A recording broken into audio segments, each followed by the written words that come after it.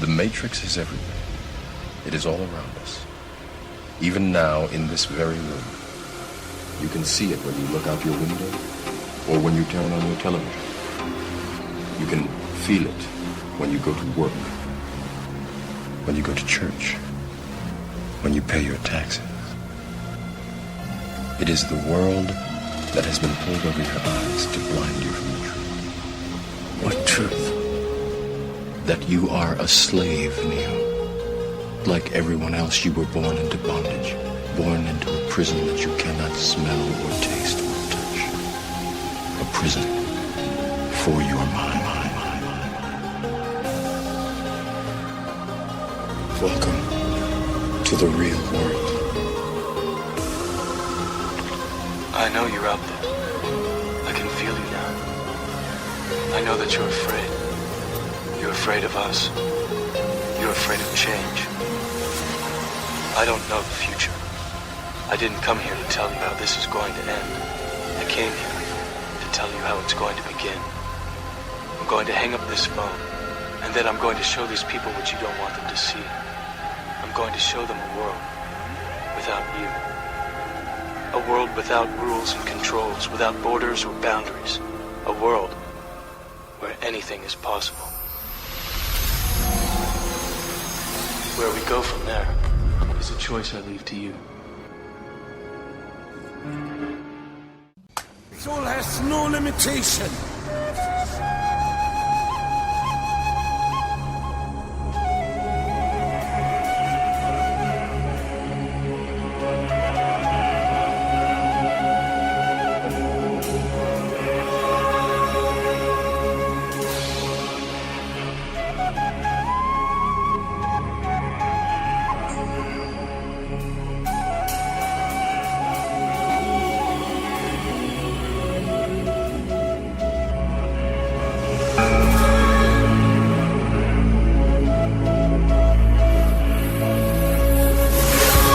From this wider perspective, so much of what we do to each other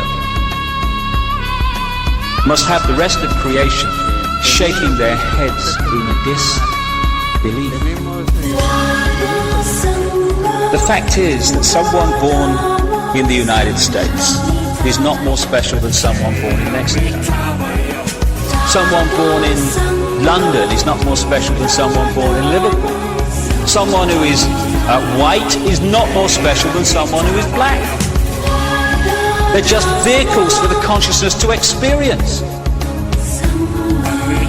If you go down to the seashore and you pick up a droplet of water in your hand, how can anyone say that that droplet is any more or less special than all the other billions and trillions of droplets you see in the ocean before you?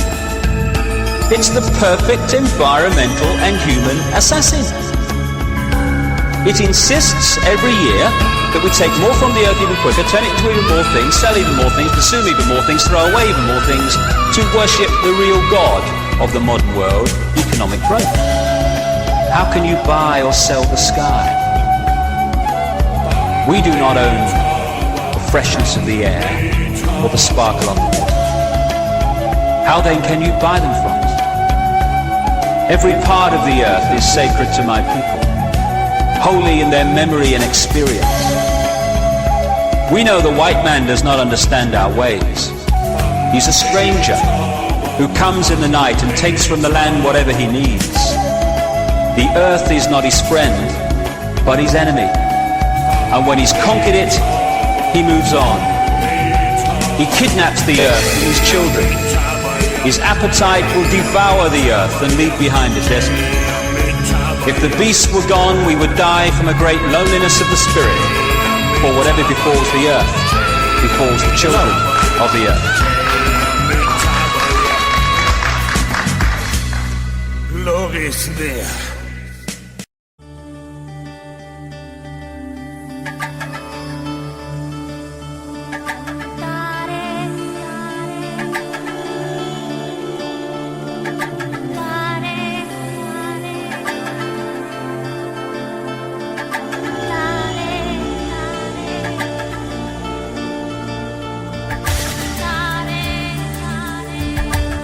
when I was in that ayahuasca state,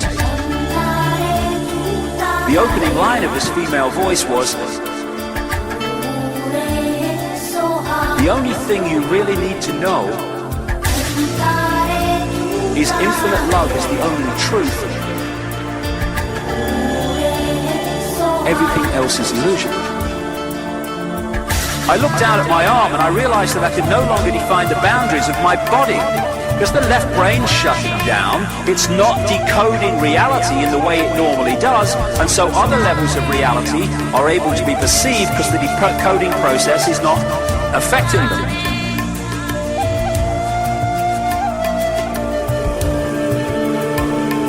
Land of mountain. Infinite love is the only truth. Land of the kings. Everything else is illusion. Land of mountain. And when I was in that ayahuasca state, I looked down at my arm and I realized that I could no longer define the boundaries of my body. I can't define where I begin and where I end. Because the atoms and the molecules of my arm blended with the atoms and molecules of the wall. And when I was in that ayahuasca state, and all I could detect was this energy. And I'm asking myself, what's wrong with me? What's going on? And in that moment, my brain chatter, my left hemisphere brain chatter went totally silent. Just like someone took a remote control and pushed the mute button.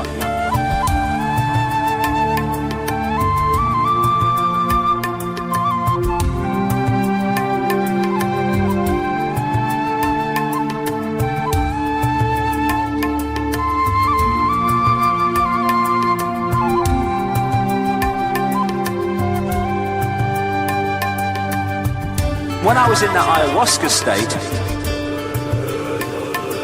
first I was shocked. Land of mountain. But then I was immediately captivated by the magnificence of energy around me. Land of mountain. And because I could no longer identify the boundaries of my body, I felt enormous and expansive.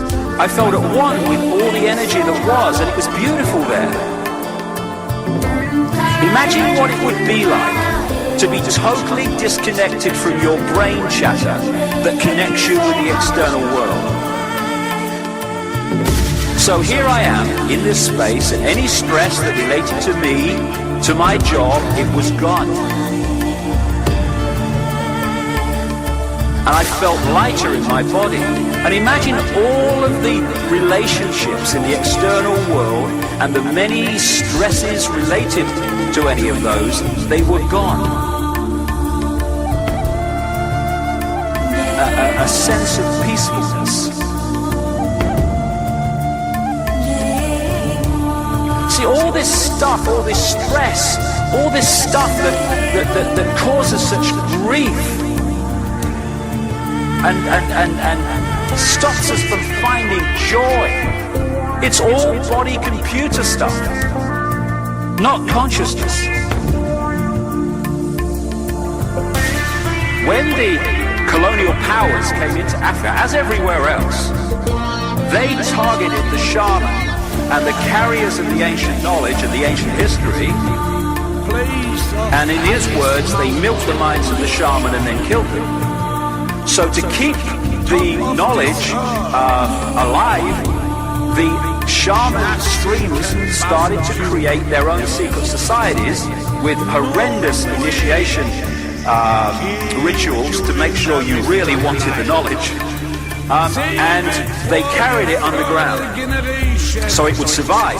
Because what the colonial powers wanted, in other words, these bloodlines behind the colonial powers, they wanted to destroy as much of the ancient knowledge as possible, because then they could impose their own version of history, which would write out what they didn't want people to know.